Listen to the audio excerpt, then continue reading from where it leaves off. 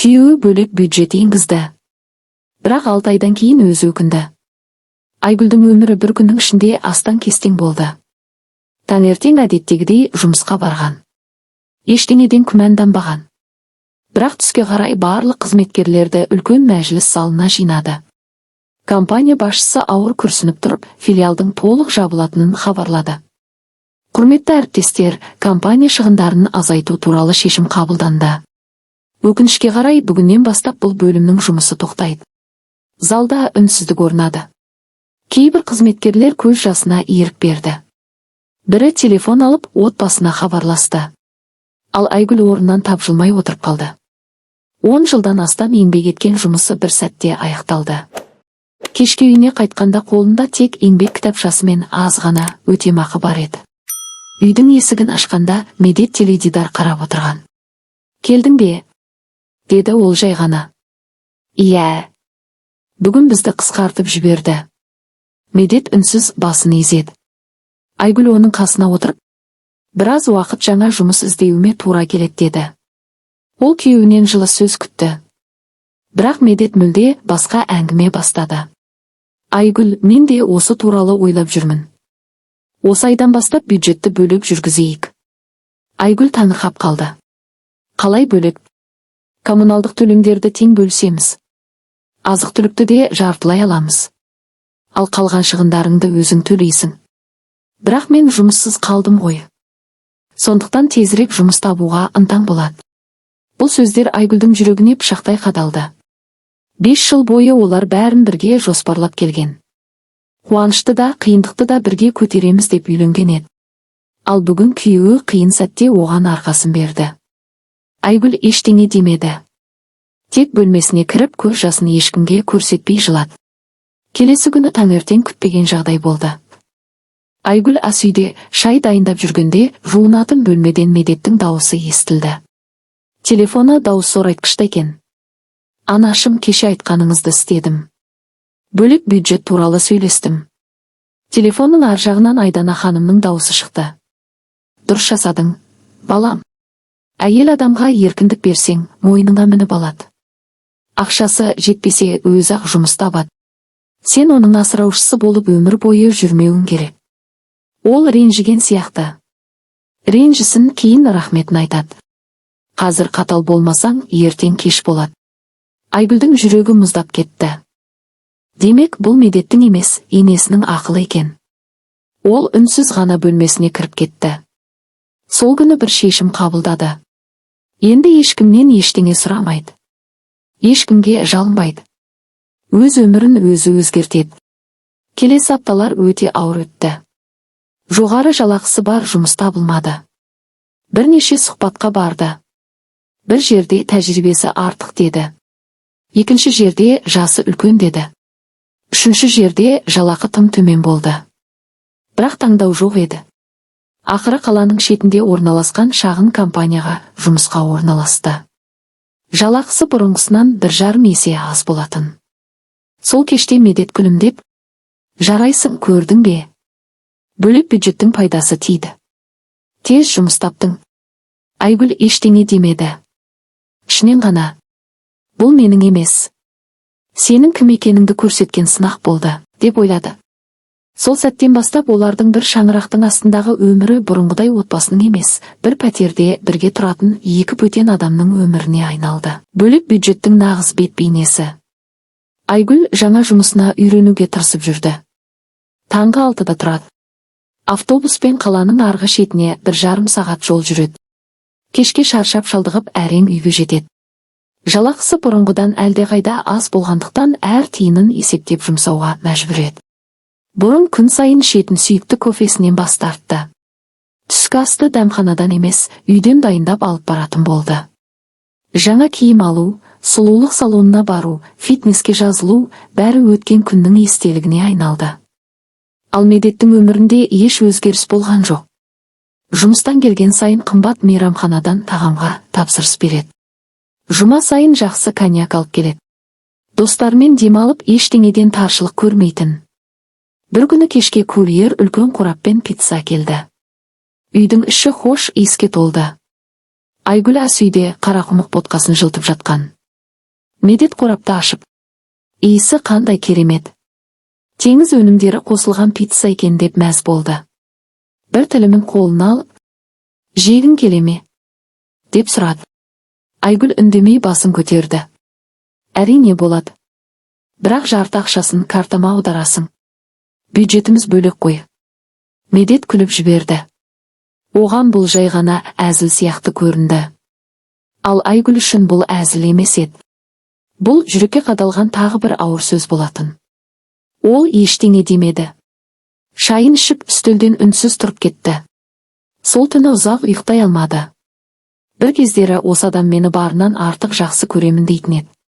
Ал бүгін бір тілім пиццаны да ақшаға сатып отыр. Оның көзіне жас келді. Бірақ ол бұл жолы да ешкімге көрсетпеді. Күндер өте берді. Айгүл жұмысына бар күшін салды. Компаниядағы құжаттардың бәрі ретсіз еді. Келісім шарттар уақытында рәсімделмеген. Есептер қате толтырылған. Клиенттердің арыздары көбейіп кеткен. Басқалар бұл мәселелерді айналып өтетін. Ал Айгүл бәрін біртіндеп реттей бастады. Таңертең бәрінен бұрын келе. Кешке бәрінен кейін қайтады. Бірнеше айдың ішінде бөлімдегі тәртіп мүлде өзгерді. Оны компания директоры да байқай бастады. Бір күні бөлім басшысы Нұрия апай Айгүлді кабинетіне шақырды. Айгүл, шынымды айтсам, сен келгенге дейін бұл бөлімнің болашағына күмәнмен қарайтынмын. Рахмет. Жоқ, рахметті біз айтуымыз керек. Сен келгелі жұмыс мүлде өзгерді. Айгүл жымиып қана қойды. Ал дәл сол уақытта үйінде бәрі бұрынғыдай жалғасып жатты. Бір кеште Медет қолына телефон ұстап келді. Айгүл. Иә. Үйдің интернетіне төлейтін 200-500 теңгеңді әлі аудармапсың. Айгүл таңырқап қалды. Кешір, ұмытып кетіппін. Ұмытпа, ереже бәрімізге бірдей. Айгүл үндемей ақшаны аударды. Сол сәтте ол бір нәрсені анық түсінді. Бұл үйде енді махаббат емес. Тек есеп қана қалған. Арада 6 ай өтті.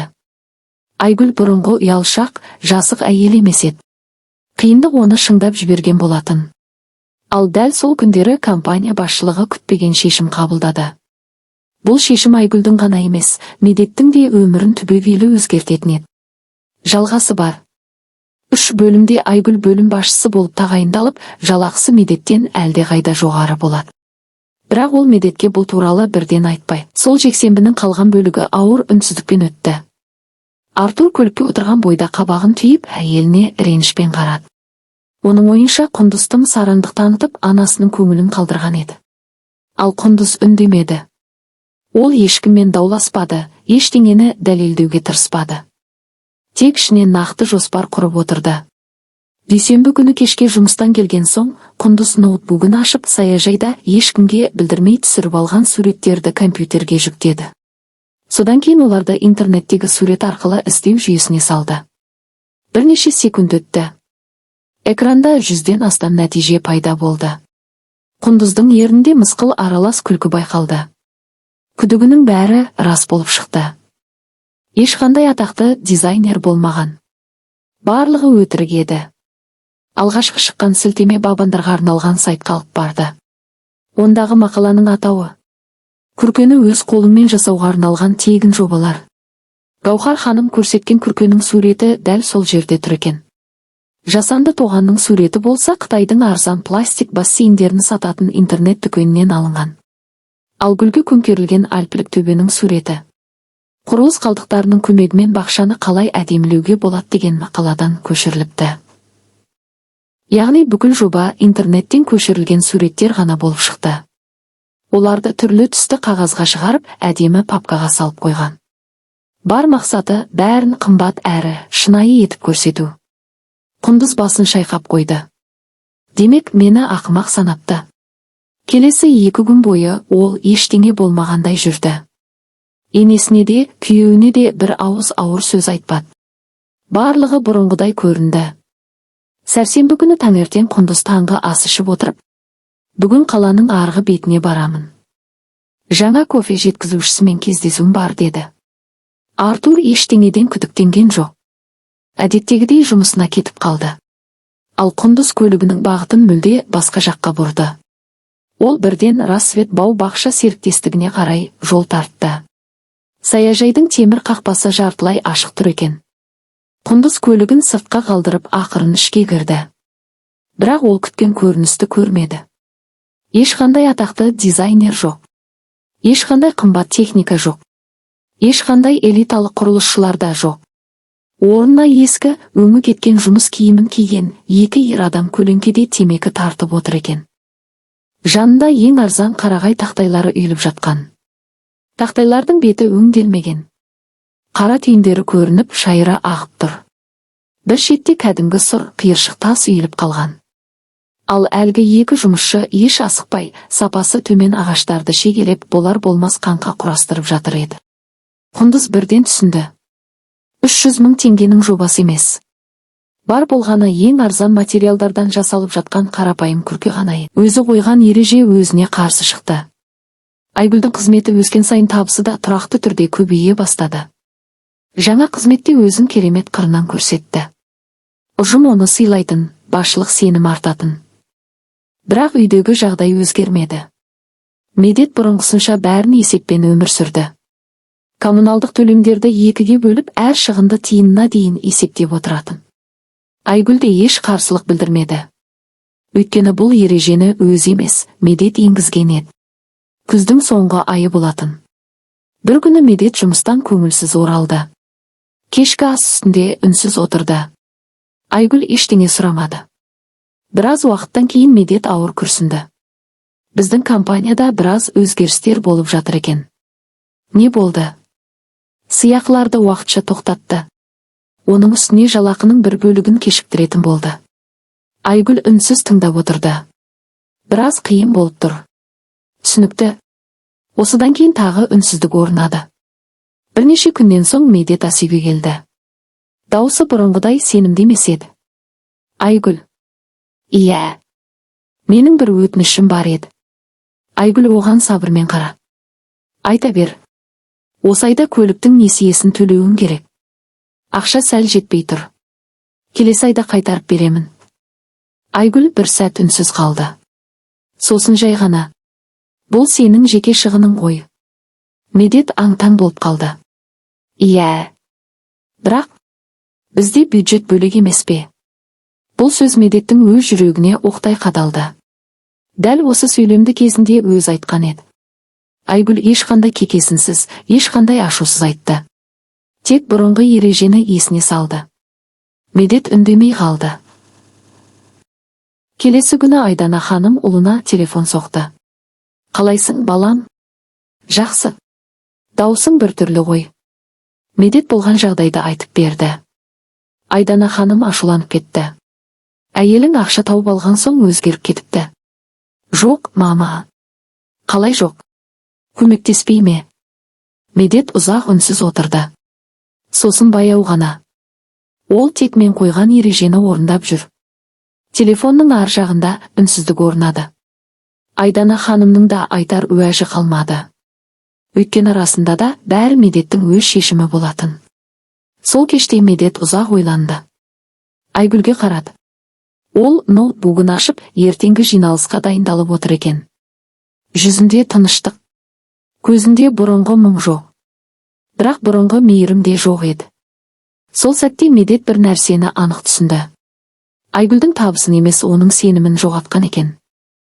Ал жоғалған сенімді ақшамен қайтарып алу мүмкін емес еді. Кеш болған өкініш. Сол күннен кейін Медет бұрынғыдай болмады. Жұмыстан келген сайын Айгүлге көзінің қиығымен қарап қоятын. Бірақ бұрынғыдай әзілдеп сөйлесуге батылы жетпейтін. Өйткені әр сөзі өзіне қарсы шығатындай көрінетін. Бір кеште екеуі ас үйде үнсіз шай ішіп отырды.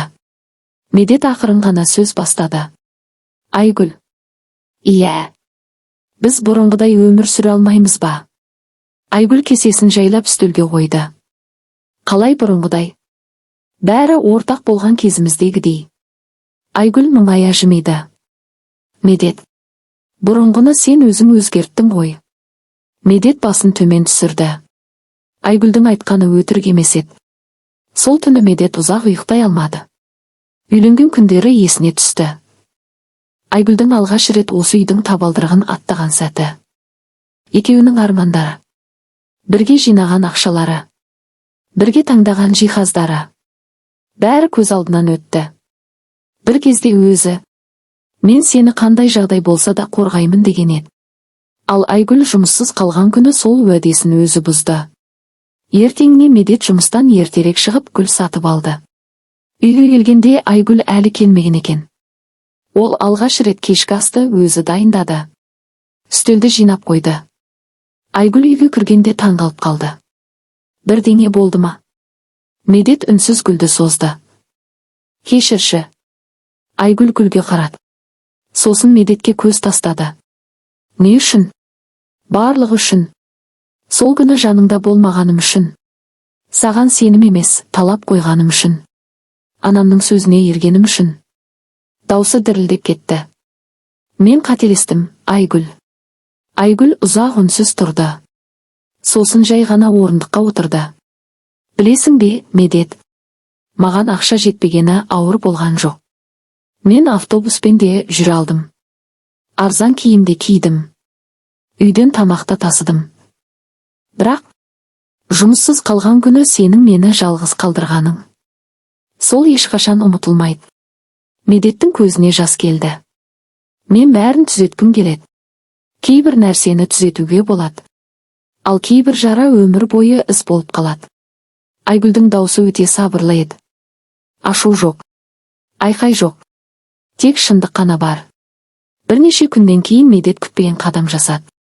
Ол банкке барып, бұрынғы ортақ есепшотты қайта ашты. Кешке құжаттарды Айгүлдің алдына қойды. Егер келіссең, қайтадан бәрі ортақ болсын. Енді ешқашан сені жалғыз қалдырмаймын. Айгүл құжатқа ұзақ қарады. Сосын ақырын ғана жауап қойды. Медет, бюджетті қайта біріктіру оңай. Ал сенімді қайта біріктіру әлдеқайда қиын. Осы сөзден кейін бөлмеде ауыр тыныштық орнады. Медет алғаш рет өзінің ең үлкен қателігі ақшада емес. Жүрегіндегі салқындықта болғанын толық түсінді. Ең қымбат нәрсе ақша емес. Үйдің іші бұрынғыдай тыныш еді. Бірақ бұл тыныштықтың мәні өзгерген. Бір кездері бұл шаңырақта күлкі мен арман көп болатын. Қазір екеуі бір үйде тұрса да, әрқайсысы өз әлемінде өмір сүріп жүргендей еді. Медет соңғы күндері барынша өзгеруге тырысты.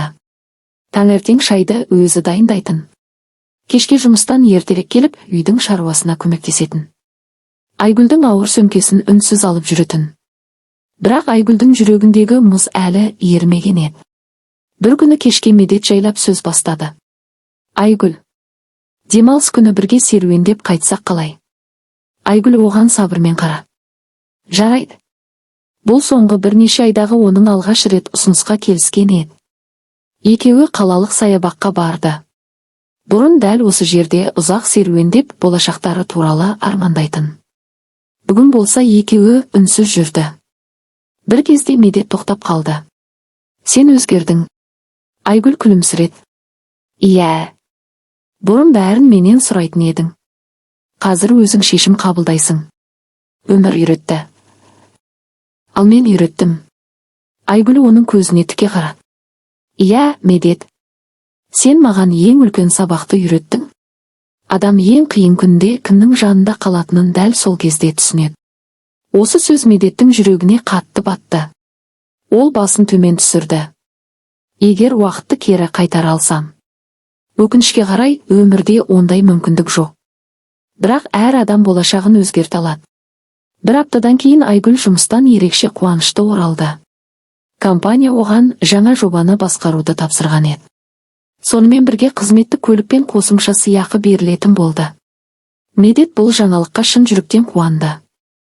Бұрынғыдай қызғаныш та есепте болған жоқ. Құттықтаймын. Рахмет. Мен сені мақтан тұтамын.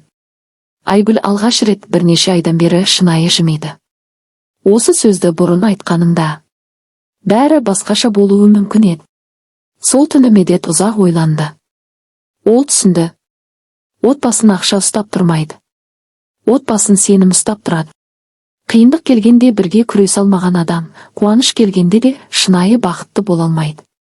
Бірнеше күннен кейін Айгүл Медетті ас үйге шақырды. Үстел үстінде 2 кесе шай тұр екен. Медет: «Иә, мен саған ұзақ уақыт ренжідім. Бірақ өмір бойы ренжіп жүруді де қаламаймын. Кешіремін. Бірақ бір шартым бар». «Қандай?» «Енді біздің үйде ешқашан менің ақшам, сенің ақшаң деген сөз болмайды.